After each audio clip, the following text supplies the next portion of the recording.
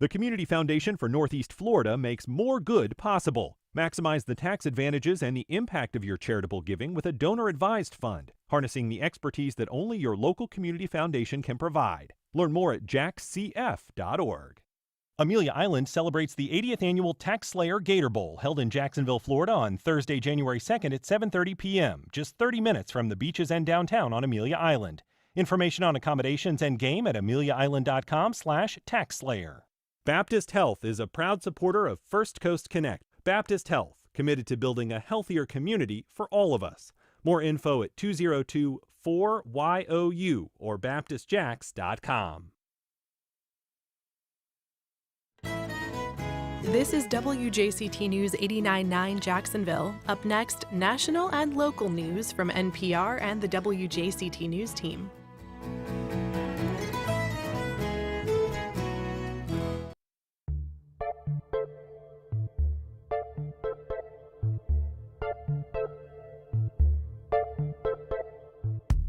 Good morning, I'm Ann Schindler. On today's First Coast Connect, new sex abuse allegations at the city's premier school for the arts. We talked to the reporter who broke the story about why the student's complaint was ignored for nearly a decade. Then, an assault on United Healthcare's CEO puts the spotlight on workplace threats against healthcare workers and executives. And the healing effect of a good read. We chat with First Coast Book Club host Stacey Goldring about Ivan Doig's The Last Bus to Wisdom. Join the conversation. Give us a call at 904-549-2937. You can also email First Coast Connect at WJCT.org or tag us on social. It's all ahead this hour after the day's news.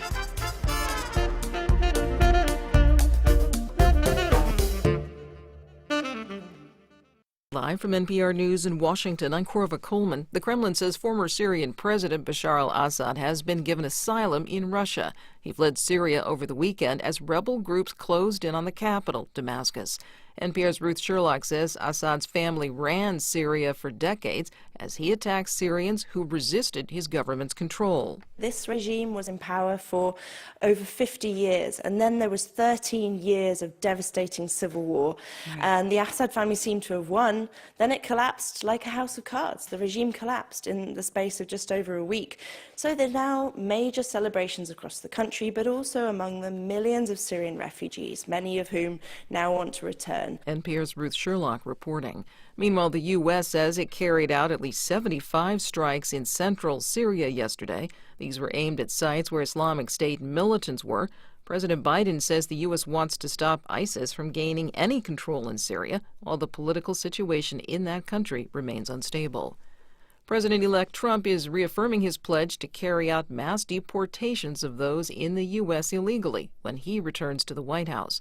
NPR's Tamara Keith has more. In the lengthy sit-down interview with NBC's Kristen Welker on Meet the Press, Trump said he was all in on mass deportations. Of mixed-status families, he said the only way to avoid family separation would be to, quote, send them all back, including U.S. citizen children. Welker also asked him about abortion. Will you restrict the availability of abortion pills when you're in office? I'll probably stay with exactly what I've been saying for the last 2 years, and the answer is no. You commit to that? Well, I commit. I mean, do things change? I think they change. But Trump added he doesn't think his position is going to change. Tamara Keith, NPR News. New York City police and the FBI continue to search for the person who killed United Healthcare CEO Brian Thompson last week. No one is in custody. Authorities have released new photos of the man wanted in connection with the murder. Police in Australia believe terrorism is the reason for last week's suspicious fire at a synagogue in Melbourne. Christina Kukulya reports police are looking for 3 suspects. Police in the state of Victoria say the investigation is now in the hands of a counter-terrorism team, which also includes federal police with help from the domestic intelligence agency ASIO. They say more resources will be deployed to investigate the fire that spread through Adass Israel Synagogue in the early hours of Friday morning. Police believe the incident was a targeted attack that's likely to have been politically motivated. Authorities say investigators have made, quote, significant progress over the weekend, but would not reveal if they're any closer to arresting the suspects. Christina Kukulya reporting. This is NPR.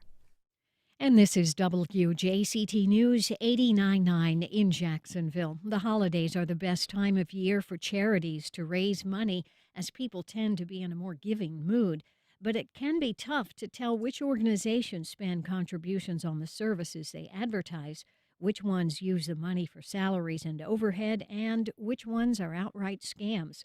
Florida Attorney General Ashley Moody says it is much easier to avoid bogus charities up front rather than attempting to get your money back after you've been scammed. These are wonderful days of family and giving. We want to make sure we're encouraging that, but we want Floridians to be protected and be safe. The Attorney General's 2024 Holiday Consumer Protection Guide has tips on how to determine if a charity is legitimate. A warthog named Mateo escaped from his enclosure Friday night and ran wild at the Jacksonville Zoo and Gardens, forcing the zoo to evacuate visitors and close early. The zoo reported the prison break out at about 7 p.m. Friday on social media and announced the cancellation of its Colors of the Wild event. Police were able to apprehend the escapee a few hours later with the help of a drone. The zoo reopened for its regular hours on Saturday. Mostly cloudy today. A high temperature this afternoon near 76 degrees, down to 61 degrees tonight. A bit more sun for Tuesday. Tomorrow's high near 79, and rain is coming on Wednesday. Support for NPR comes from NPR stations. Other contributors include Capital One, offering their premium travel card, Venture X. What's in your wallet? Terms apply. Details at CapitalOne.com. And listeners like you who donate to this NPR station.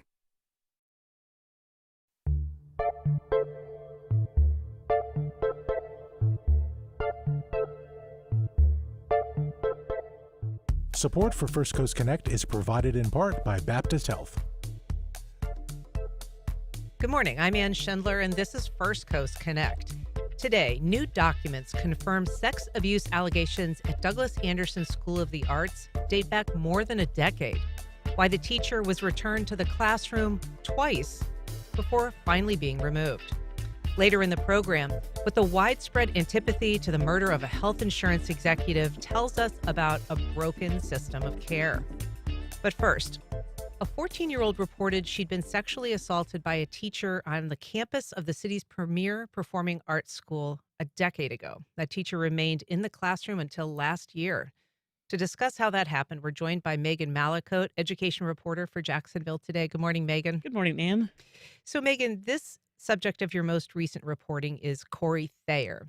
As of last year, he was the chair of the Cinematic Arts Department at Douglas Anderson, and you've reported on him previously.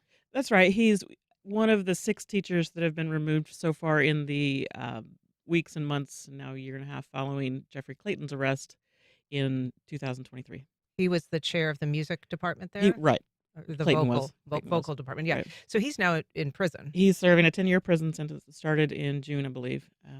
And so following that arrest, the district received lots of, like a flood of emails and other complaints about other teachers at DA.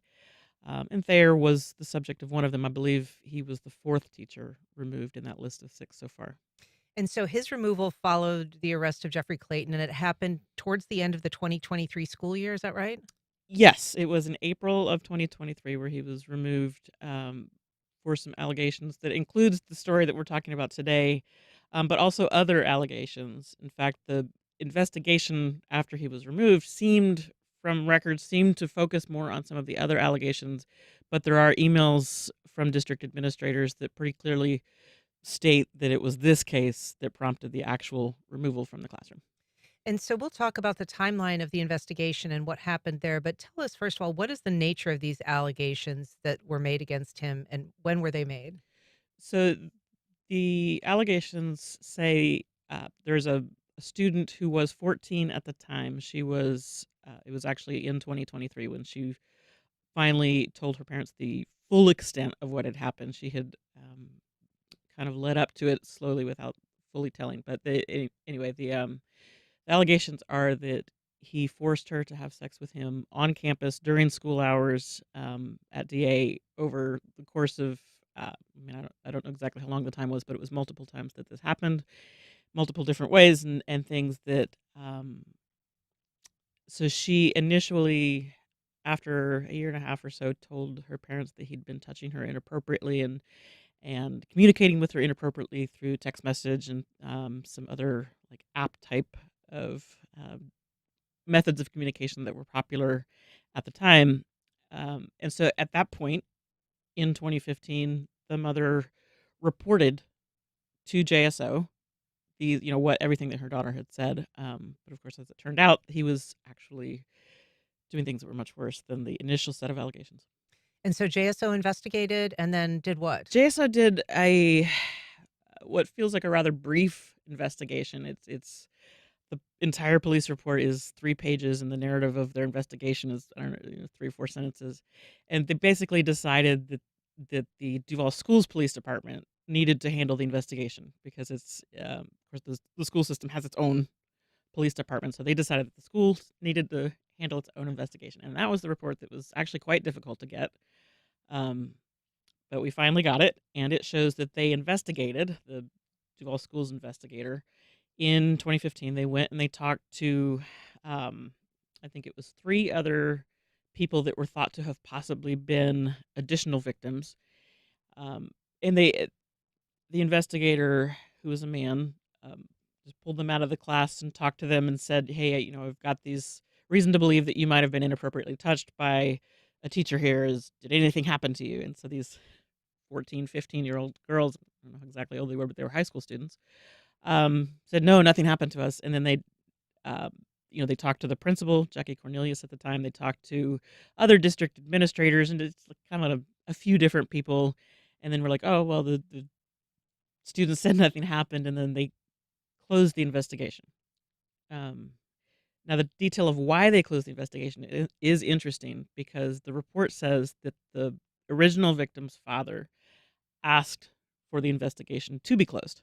That he said, you have to close the investigation. And so they did. And the narrative in the police report says that they closed it at the father's request. Now, a couple things to remember is that the father was not one of the original complainants. It was the mother.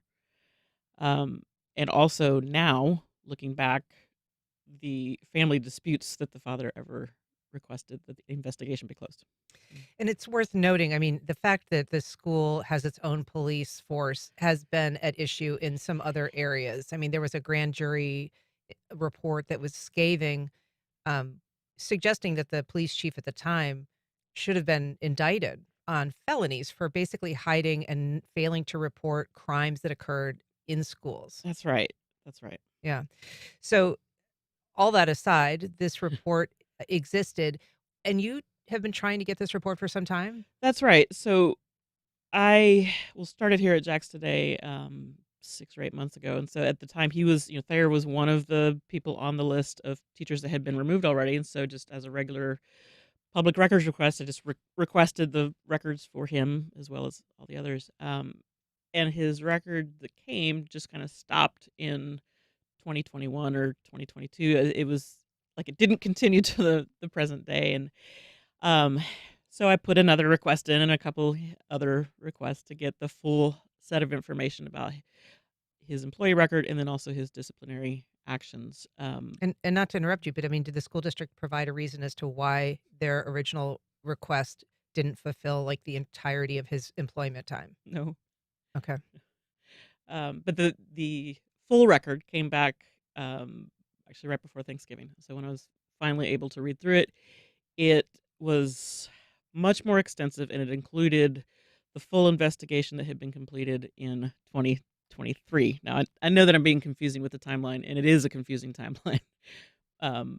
But basically, after the school district police closed this investigation back in, say, 2015, it was reignited after these series of allegations came forward. That's right. So they closed it in 2015, saying that the father had asked for it to be closed, and then nothing happened for a long time. I mean, the victim eventually turned 18 years old and went to look into it herself, and why did nothing happen to my case?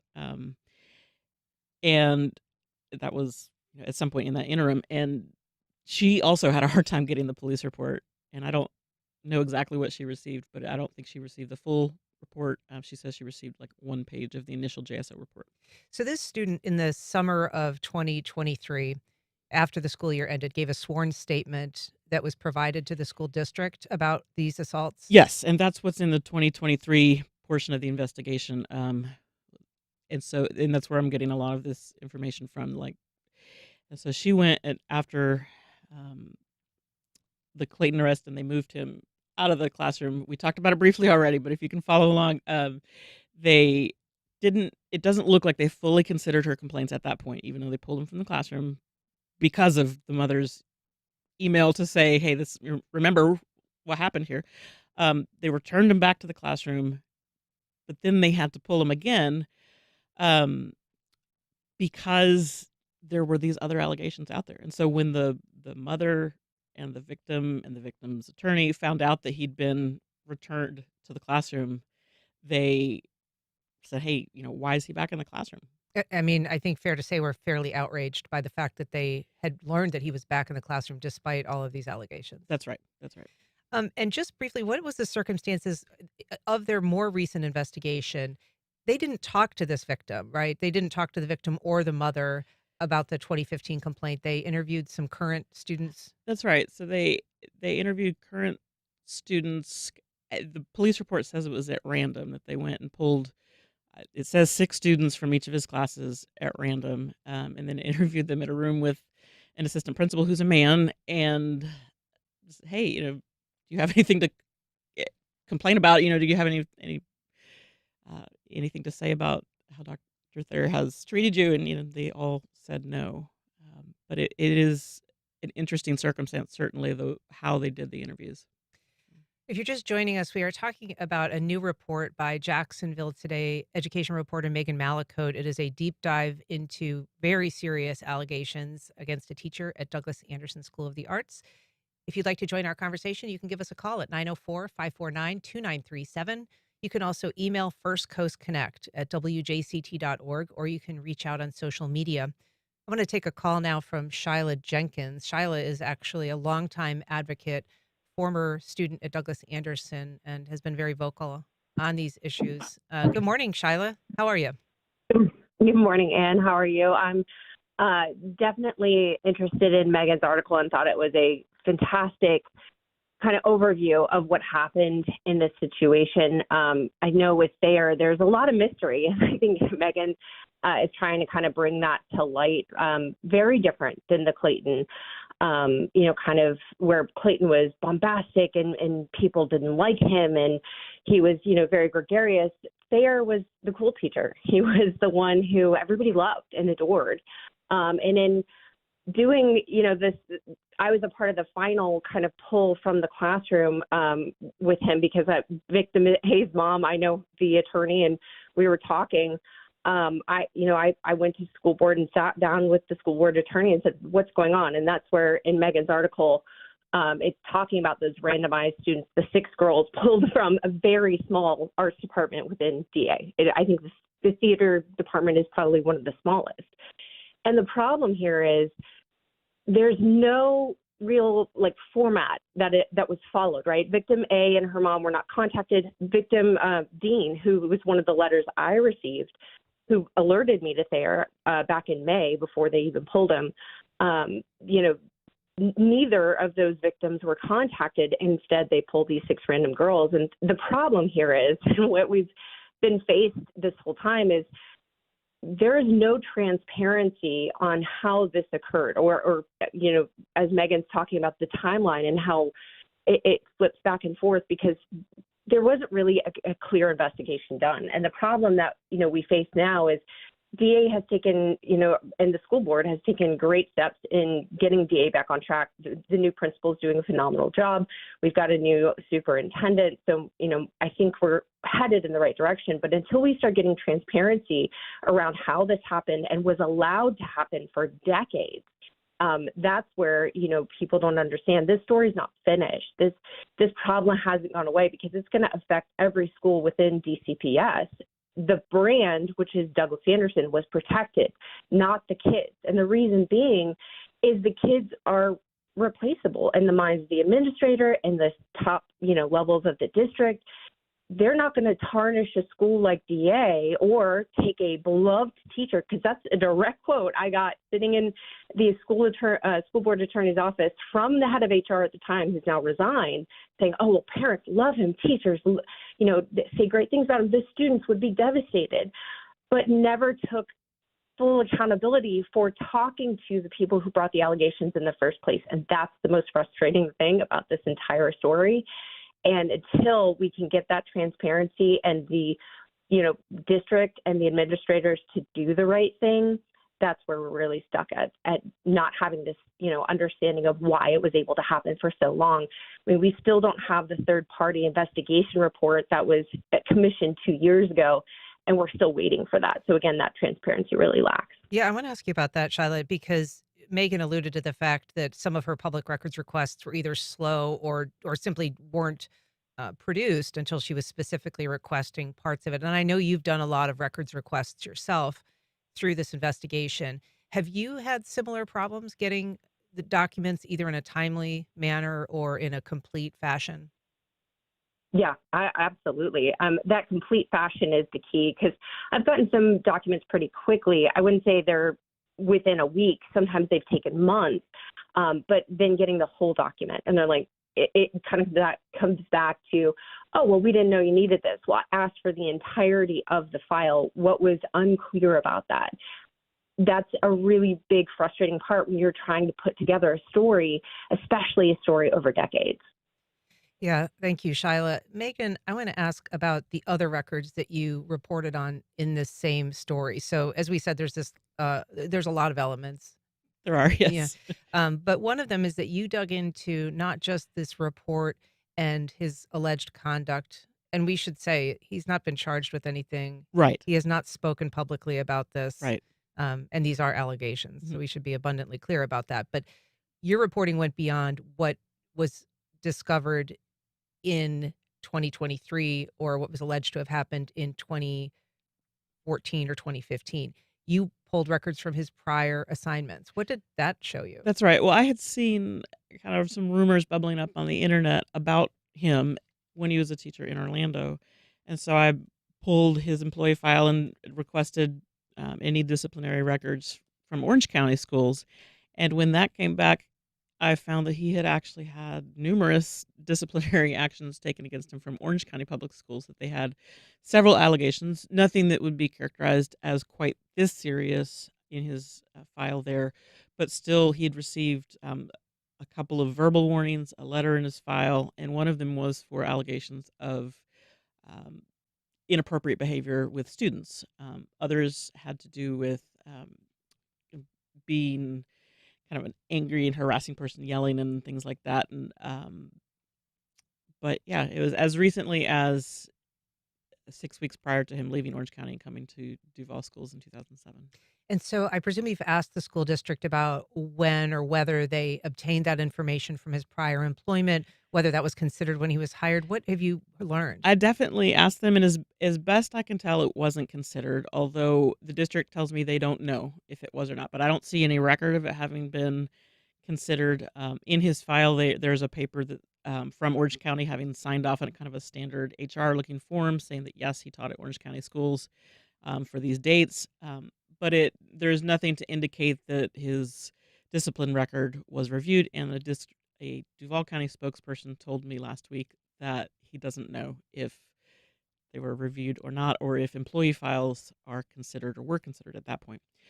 However, now the school district does, there's a statewide database of things like this to try to make it a little bit easier for every district in the state to catch some of these teachers who might be hopping around from district to district. And is that a publicly available database for parents as well to access? I don't know, because there is a publicly available database that shows discipline records that have been, like, teachers who have had their license removed or any sort of discipline sanctioned against their license. Those are searchable only by the teacher's name, right? That's right, by the teacher's name, or the district. You can put in the district and you can see everybody with records in the district. But I don't know if there's a separate, like, internal database of that. I'm not That's a good question. I'm not sure. Okay. We've got a comment from Jennifer on Facebook. She says, Thayer was one of 2 teachers in the film department. My kid was a student of his. He was the cool teacher, and my child is still very surprised to hear about the allegations. We also have a call from Mark on the west side. Good morning, Mark. Go ahead. Yeah, I've got to wonder if this is happening at this one school, which has a lot of parental involvement. I mean, there's parents in that school all the time, doing volunteer work and everything. What about all these other high schools? I mean, all these other high schools are blameless. Nothing's going on over there. I find that very difficult to believe. Thanks, Mark. I mean, I do believe, Megan, I know this predates your tenure here, but the grand jury report that we mentioned just briefly earlier did find a pattern of problems at other schools that were not reported. And I know that there has been, at least on the federal level, at least one lawsuit citing that failure to report as resulting in the rape of a girl on campus because her parents say if they had known the true record of incidents at that school, they never would have sent her there. Right. I have pulled lots and lots of records and have even more requests in trying to get to the bottom of that question because I think it's an excellent question. But so far, the common thread that seems to be coming back is the cases that happen at DA. And that is certainly not to say there aren't cases everywhere. Duval is a very large school district. So I think it's important to remember that you're just by numbers going to see more of this in Duval than another smaller district. But DA does keep popping up again and again and again through these records requests. I suppose it merits mentioning the importance of the work that you do at Jacksonville Today, being a dedicated education reporter, which is something that really nobody else has in this market at this point, prioritizing that kind of reporting. And also, that you have the time to do these long-term investigations, including extensive public records requests that a lot of other outlets are not doing or really don't have the manpower to do. Yeah, it's not a quick business at all. Although we should say there's some great reporting that our friend Ann Maxwell has done over at Channel 4 on this topic. Yes. Yeah. I want to ask you just about the special kind of relationship that teachers have in performing arts schools, because that seems to be something that is often maybe part of the problem, that there's a different sort of mentoring relationship, that there's sometimes a kind of physical aspect to teaching, whether it's, teaching children how to breathe or teaching them how to hold an instrument or teaching them how to carry themselves in a theater production, that there's a little bit of an intimacy that grows almost naturally between a teacher and a student, and that kind of makes it ripe for exploitation. I've heard that question lots of times too. Is it an art school thing? That seems to be how people often phrase the question. Is it just an art school thing? And I don't know, because I've looked into other art schools in the state. I've even looked into other art schools in our district here in Duval, and DA has more reports of this type of thing. So I don't. It's a good question, and I certainly think you could make an argument for that. However, I think you also have, for every teacher that pops up as having been reported with inappropriate behavior, you have hopefully dozens and dozens and hundreds more who have done this for decades and have never had an inappropriate conduct allegation against them. So they do manage to teach breathing exercises and so forth without inappropriate touching. But it is a question that people pose quite a bit. Is it an art school thing? So I hope not. Yeah. I don't know. Yeah. Just give us a peek ahead. I mean, what are you working on now that we might be looking for in the months to come? What kinds of things are you hoping to dig a little deeper into? So I think my next step is that there were records in the documents that I received most recently from the district that indicated that the state had opened an investigation into Thayer's conduct because he still has an active teaching license. He's not employed by the district any longer. In fact, he resigned in June of this year. But he still has an active teaching license. And so I would like to know what happened with that investigation that the state opened. I asked a couple of weeks ago what happened, and they have not responded yet. And is it your understanding that that investigation is closed? Well, our news partners at News4Jax reported that over the weekend, but I have not heard that directly from the state. So I would like to know what and why and what the details are surrounding that. All right. Well, we'll watch for that reporting. Megan Mallicoat of Jacksonville Today, thanks so much for being here. Thanks, Ann. Up next, the killing of a health insurance executive exposes deep frustration with the nation's healthcare system. Murder of a health insurance executive in New York City last week has stunned many. But even more stunning is how many are not surprised by just how harsh the reaction has been. Here to talk about it and other medical headlines, we're joined, as we are every month, by Dr. Joe Sirven, a Mayo neurologist and host of the Saturday WJCT program, What's Health Got to Do with It? Hi, Dr. Joe. Hey, Ann, how are you doing? Great. Nice to have you back. Great to be here. And thanks for bringing all the treats this morning. You bet. Not as healthy as some might think for a doctor of your stature. That's a secret right now. We're sharing with everyone. All right. So, Dr. Joe, this is actually a very, dark subject. There's been a lot of reporting that's been done on the messages on social media, the fact that the murder of Brian Thompson, instead of eliciting sympathy, it really opened the floodgates for an outpouring of rage. What are you hearing on your end? Yeah, what I'm hearing is I have been a little taken aback when I talk about this, even with colleagues and others.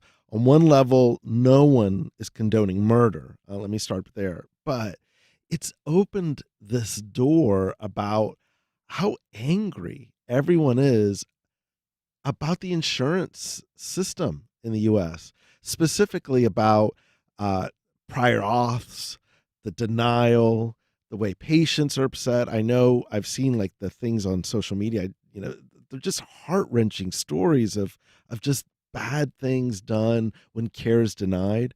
From colleagues, healthcare workers, all I get is a lot of just anger, the same type of anger over the fact that they can't deliver that care or that things have happened. It just seems like an inflection point is the way I'm looking at this of if this isn't a moment to be doing something differently, I don't know what is. To your point, a lot of people have observed that while some social media is done anonymously, and there's certainly these performative outrage spaces Sure. like Twitter where people are very accustomed to takedowns of this kind, but that people who are using their professional accounts, say on LinkedIn or very identifiable accounts like Facebook, are making these same kinds of comments without any sense of restraint. And it is surprising, but you're saying that even among your own colleagues, you hear a similar sentiment. Absolutely. One of the things, like in certain websites that are very much inside baseball, inside the healthcare world, if you will, if you look at just the commentaries on the coverage on this, it is mirroring the same things that you're talking about on Twitter or as you said, LinkedIn. These are professional websites that is meant for hiring and firing and people identifying themselves about how upset they are. Again, talking about the denials and the system and just the anger that has kind of arisen from it. And the fact that you're willing to go on record is the part that just surprises me. But I guess it shouldn't, because I guess the problem has gotten to a boiling point. One of the things that was reported was that the United Healthcare actually had to stop responses to its post about being shocked and saddened by his death. That was on Facebook because 75,000 of the 80,000 responses were the ha-ha emoji. And, I guess I wonder, the lack of empathy seems to reflect this perceived lack of empathy in the system, that a system is by its nature cruel and callous, and that they're responding in kind. Yeah, and this is a big moment of just telling us, and this is what I'm taking away from this, is that this way of just cruelty in terms of denying care, algorithmic, immediate denials, forcing people to not get meds, treatment, not covering the hospital. This just cannot go on. And it's an opportunity, right? We're about to have huge changes in healthcare right now with whatever happens in the upcoming administration, and that's what they're talking about. This strikes me as one of those topics that probably needs to be looked at. I don't know what the end point is, but I took this like as a cry from help, but not just from patients, but from the colleagues who are out here trying to fight the good fight and just sick of it. And it doesn't matter if you're the nurse or the doctor. It seems to be across everyone and all demographics. I've seen people who are very wealthy. I've seen people. It doesn't matter the gender. It doesn't matter the race. It seems like this is like one of those unifying bad experiences that we're having with insurance. And I'm sure there are good people in insurance trying to do what's right and curb whatever expenses and things that they're trying to deal with. But on the other hand, the way that we're doing it now, this is just not sustainable. Yeah, I mean, having spent an hour and a half on the phone over a $50 copay just a couple of days ago, Right. you can only imagine that sense of sort of existential frustration, how it's magnified when you're talking about a loved one who's not getting care or going into bankruptcy because you're not getting the coverage you need. But you alluded to algorithmic denials. What do we know about how algorithms are being used to deny claims, particularly with this health insurance provider? All I know is what I've read in terms of other reporting. And what I do know is like in some of the algorithms that have been employed by that company, United Healthcare, they, at least per reporting, have mentioned that they had almost automatic denials in certain situations, a lot relating to hospitalizations. I think in one case, it hit closer to home as a neurologist. If for acute stroke care, they didn't. There was a denial for some of the extra days that one may need just to kind of get on their feet. This is a stroke, for goodness sake. This is just automatic denial. Then you have to go.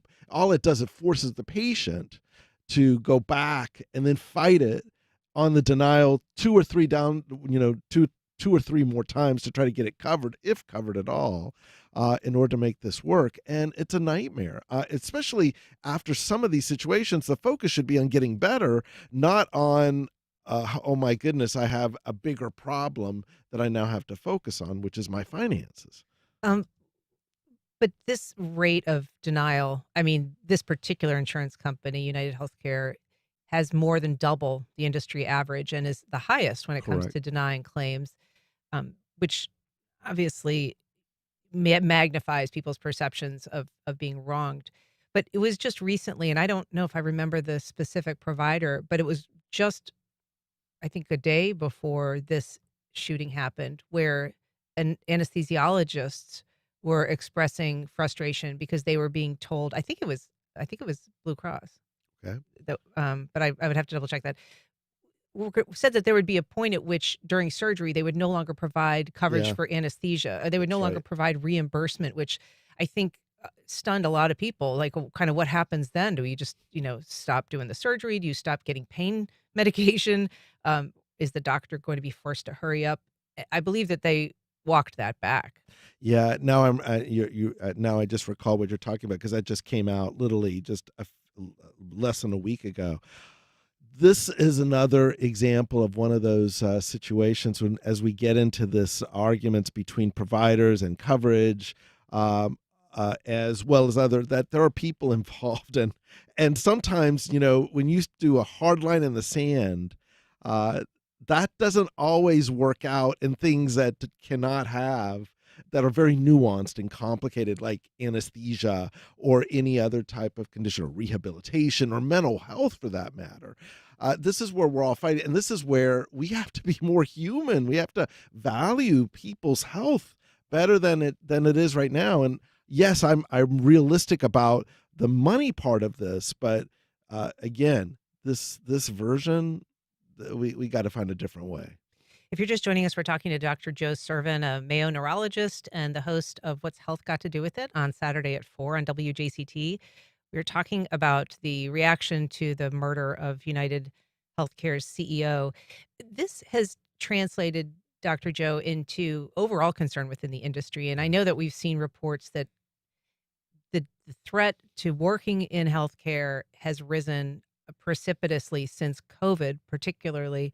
But there are so many pressures for people working in the healthcare industry right now. What is the sense of danger? I mean, we've heard about people perhaps increasing security detail for some of these executives, but for people who are working in hospital settings, what is the concern there? Yeah, this has become an important topic. And I will say that because we know before COVID that workplace violence against healthcare workers actually was the vast majority of workplace related violence all occurs in the healthcare. It was about 73%, if I remember right, pre-COVID 2018 numbers.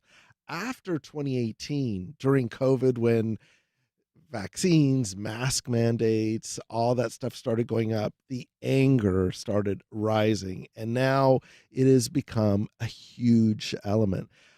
Ask any nurse, ask anyone who is in, well, I guess if I had to pick a location, a trauma center, that is where a lot goes down. And people can feel vulnerable. You have to have increased security. If you walk through any trauma center around the U.S., you'll see armed guards, sometimes police, out right in that arena because things happen, and that's a sign of just how just that healthcare violence or violence against healthcare folks has really kind of crept up dramatically, really post-COVID. But the problem was already on its way up in right before COVID, and COVID just put it on steroids. And you see, I guess, in some cases, people conflating insurance coverage with their actual provider. I think that's something we've talked about when it comes to prescription, what do you call them? Pharmacists in the work that they do on the front lines, very often receiving the brunt of that anger as well.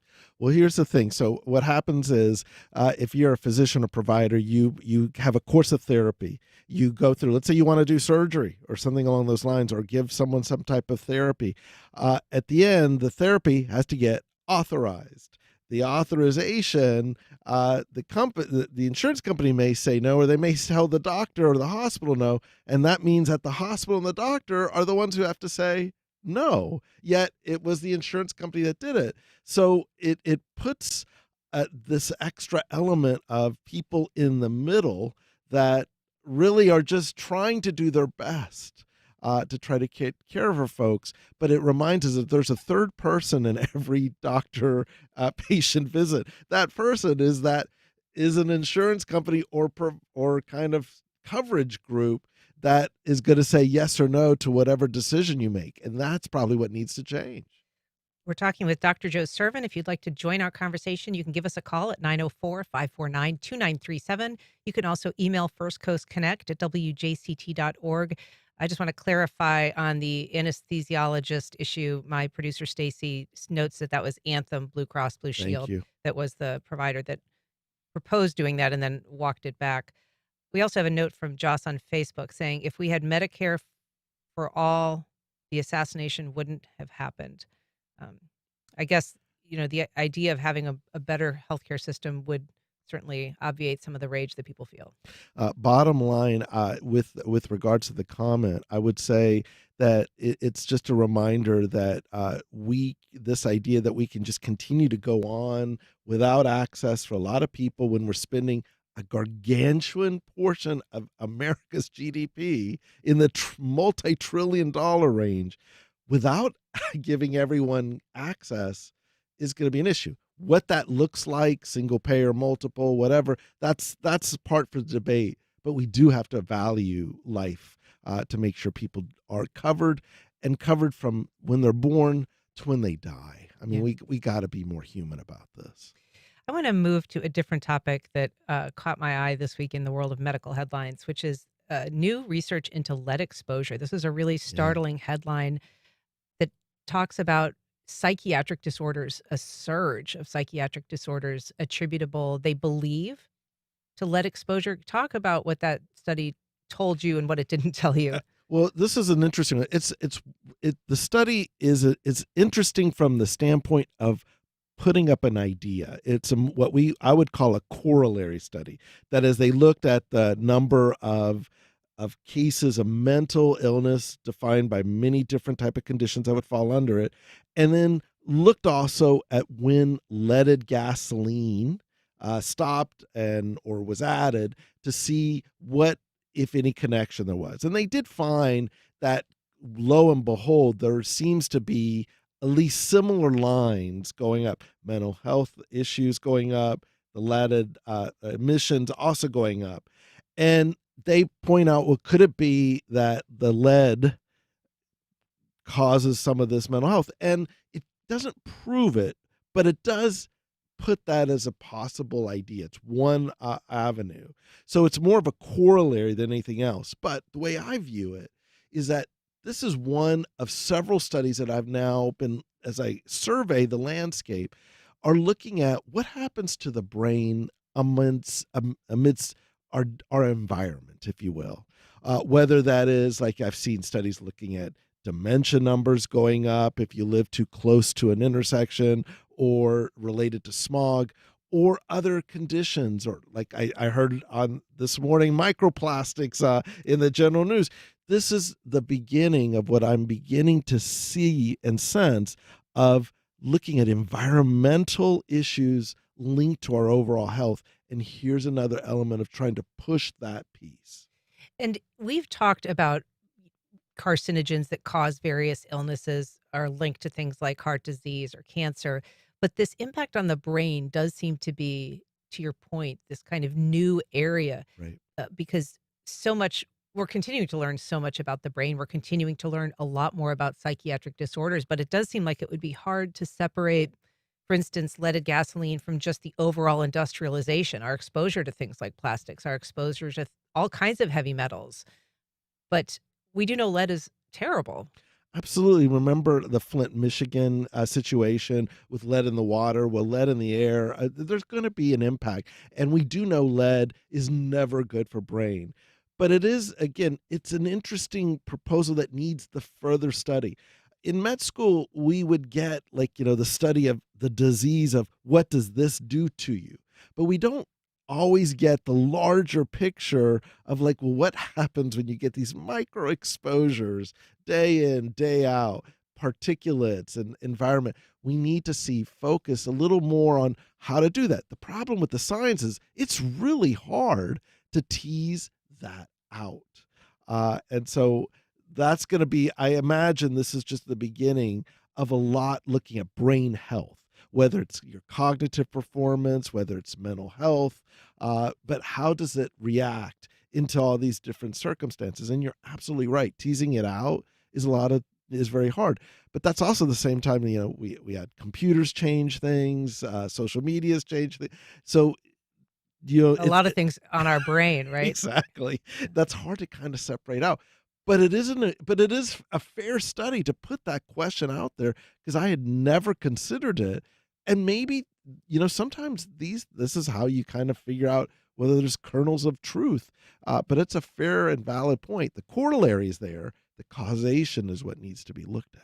What was interesting, too, is this kind of confined their findings to basically Generation X, right? Because Yes. that represents the years during which leaded gasoline was used before it was phased out. So they were finding that these impacts and the lead exposure was worst among those born between 1966 and 1986. And in that way, it does allow them an opportunity to put an endpoint on that and see that corollary, as you say, if it doesn't continue to those future generations, that perhaps you can separate it from these other sources of pollutants, other kinds of things that could impact the brain. They did try to be very rigorous in this study, and in that they're very clear. But they also, and in fairness to the authors, they also spelled it out in their own limitations on the study, which is, again, it's a nugget for someone to look at to see if this is the case. But it got my attention when I look at it. It's just another item of what we need to be looking at in our just general life environment, and really how these different policies when it comes to environment isn't just about the air, but it has these very take-home issues as to how you think or may feel about things that may change how people view the environment, if you will. And I'm guessing you mentioned Flint, Michigan. I'm guessing that there will be a lot of longitudinal studies of those kids and their development, since we know that there was high levels of lead exposure. I assume that would be the case because that is just going to be, again, lots of focus on this area. It's just a matter of funding because this is not a lot of companies that support this. Yeah. Well, Dr. Joe Sirven, it's always a pleasure to have you. Thanks so much for coming on today. And it is always a pleasure. All right. Up next, the healing effects of a good read. I recently sat down with First Coast Book Club host Stacey Goldring to discuss her latest selection, The Last Bus to Wisdom.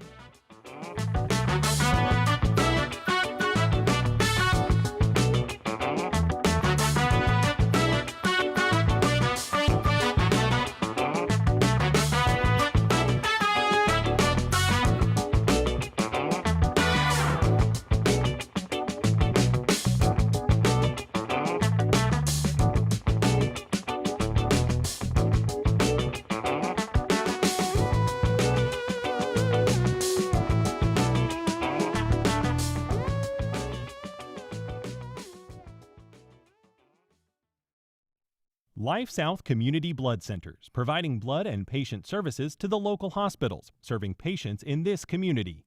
Donating blood with Life South helps save lives. More at lifesouth.org to find a blood drive near you. Terrell Hogan Law. I'm Wayne Hogan. When people are hurt through no fault of their own, finding the who, what, when, where, why, and how that led to the accident is critical to proving the truth. More at terrellhoganlaw.com. NPR's award-winning journalism keeps you up to date on politics, business, and all of that serious stuff. But we also explore the silly side of the news, like how astronauts do chores in space. You incinerate your dirty laundry. Well, yes. Help make every day a little more joyful by giving to this station today. Thanks. Please call 353-9528 or visit us at wjct.org/radio.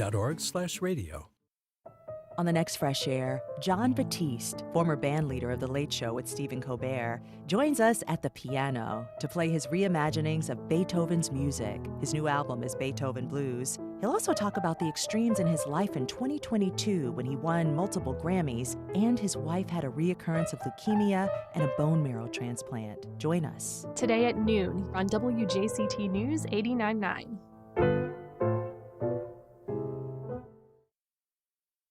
President-elect Trump is so far holding tight to his business interests, and watchdogs are worried about the ethical consequences.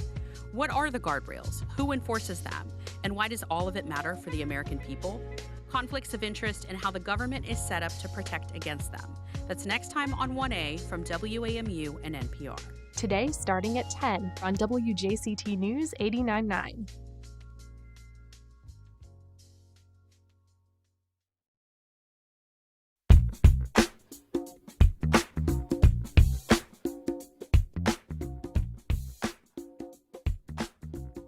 Welcome back. Well, the New York Times called it enchanting and one of the best books that author Ivan Doig ever wrote. It's also the focus of this month's First Coast Book Club, and here to tell us about it is Stacey Goldring. Welcome, Stacey. Hello, Anne. How are you? I'm great. Nice to see you. Good to see you as well. I'm so excited to talk about this book. So you're going to be talking about this Tuesday night at the monthly meeting of the Chapter Endnotes Book Club Correct. at San Marco Books and More. This is kind of a road story, or is it more of like a coming-of-age story? It's both. If a lot of people recently have read Lincoln Highway by Amor Towles, this is the same thing, and may I say, done better. I hope Amor Towles isn't listening, but I like this better. We should say the name of the book and maybe take a picture of it here. Great. So this is The Last Bus to Wisdom by Ivan Doig. What a fun last name that is to pronounce. There's some controversy over the pronunciation, I understand. Yes, there is. But that's okay. We're going to let that go because we are going to talk about this incredible story by an author who I did not even know about till one of our book club members brought this book to our attention, and we thought, let's give it a try. So let me tell you a little bit about the book and then a few little interesting facts. The Last Bus to Wisdom is a coming-of-age story, technically, Bildungsroman, roman, that is set in 1951 Montana, right? And all of his books were pretty much Montana, yes. right? And that's where he grew up. He writes about what he knows, which is good advice for any writer. So we follow 11-year-old Donald, not Donald, Cameron, And he is sent away from his Montana ranch to live with his strict aunt in Wisconsin after his grandmother falls ill with female troubles. Oh, boy. Yes. And he is convinced that his aunt is Kate Smith. And this is just a funny little anecdote that you have to read in the story. It's absolutely adorable. So he's packed onto a Greyhound bus. So now pick 11-year-old kid sent on a Greyhound bus. Solo. But it's 1951. Okay. So you have to leave, thank God, 2024 behind and just fall into the pages in this book. This is therapeutic reading. Oh. Trust me. And he leaves Great Falls from the bus station, and we embark with him on this cross-country odyssey with this young boy who has $30 safety pinned to the inside of his shirt and a stolen arrowhead that, let's say, is properly sheathed and protected in his pocket. And there he is taking his seat on the bus, and he is clutching an autograph book. And I don't know if you remember what autograph books are. Oh, yeah. Yeah, so he has this book, and this is the literary tool that Ivan Doig uses for us to meet all the passengers on the bus as he goes through the country. Oh, interesting. So it's a great literary tool. And then he gets to Wisconsin, and I don't want to give it all away, but he meets his partner for the next part of his journey, which is an older man named Herman. And then they begin the next part of this journey of self-discovery. It is so beautifully written. It is so well done. It's like a Tom Sawyer kind of adventure. So we're learning about each of these characters and their growth development. And we're also learning about America. And it's at a certain time and place that I think that we all idealize in our head. It's kind of like Andy and Opie, it's like Mayberry. And right now, Anne, this is like a legal drug, reading books. And it is so healthy. And it has made me so happy over the past few weeks, not only to read this book, but also to research it and bring it to you this afternoon. I mean, it's a great reminder how immersive great literature can be. Yes. And why a book club like this is also very therapeutic for people. Yes, it's a sense of community. And right now we live in such civil discourse, and everyone has attitude, and has their point of view. But when you come and discuss books, it doesn't matter what your background is. It doesn't matter anything, what you think outside of the walls of the book club. You just come together and you discuss great literature. And this book is so beautifully written that you can picture it like a film. And many people have asked me, will Last Bus to Wisdom be turned into a film? And it will not. So I think that's kind of good because it just How do sits you know there in that? your brain. I research. I only found one of his books that was made into a film. So I don't think this is On gonna your recommendation, it might get to Hollywood. That could be the next. Oh, you are a hoot, honey. But But remind us, people who come to the Chapter Endnotes book club, they don't have to have read it. No. They can just be there to have some community and some conversation about literature. Yes. In fact, I held a book club yesterday, and I'd say half the people read the book, and it just didn't matter. They were excited to read the book afterwards, which is just lovely. And people can go to chapterendnotes.com to go ahead and sign up. And if they can't make it to the evening book club in person, then, of course, they can join us online at 11 o'clock on Tuesday. Well, Stacey Goldring, we love having you here. It's called The Last Bus to Wisdom. Thanks so much for joining us. You're welcome. Thank you. And we'll be right back. And that's our show. Thank you for listening. If you have feedback or suggestions, you can send either to First Coast Connect at WJCT.org. If you missed anything, you can catch our rebroadcast at 8 o'clock tonight. You can also find our entire archive on your favorite podcast platform. The executive producer of First Coast Connect is David Luckin. Our show is produced by Stacey Bennett and directed by Brady Coram. Our associate producer is Jamie Valet, and our theme music is performed by Club De Belugas. Join us tomorrow when Mayor Donna Deegan takes your calls and questions as part of our monthly Ask the Mayor segment. I'm Ann Schindler. You've been listening to First Coast Connect on WJCT News 89.9.